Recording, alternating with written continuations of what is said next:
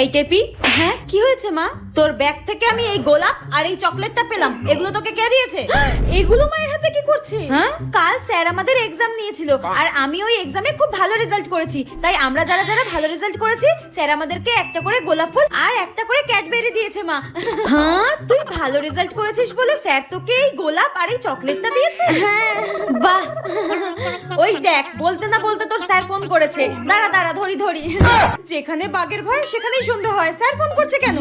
হে ভগবান বাঁচাও। হ্যাঁ স্যার বলুন। টেপি 2 সপ্তাহ ধরে পড়তে আসছে না কেন? টেপি 2 সপ্তাহ ধরে পড়তে যাচ্ছে না? কিন্তু স্যার, কালকে তো আমার মেয়ে টেপি আপনার কাছে পড়তে গিয়েছিল। আপনি সরস্বতী পুজোর দিনও এক্সট্রা ক্লাস নিয়েছেন, পড়িয়েছেন। আমার মেয়ে ভালো রেজাল্ট করেছে বলে আপনি ওকে গোলাপ ফুল চকলেট দিয়েছেন, তাই না? কালকে তো আমি কাউকে পড়াইনি। ঠিক আছে, আপনি রাখুন, আমার মেয়েকে আমি দেখছি। টেপি তুই আজকে শেষ আমার হাতে, তোকে আজকে আমি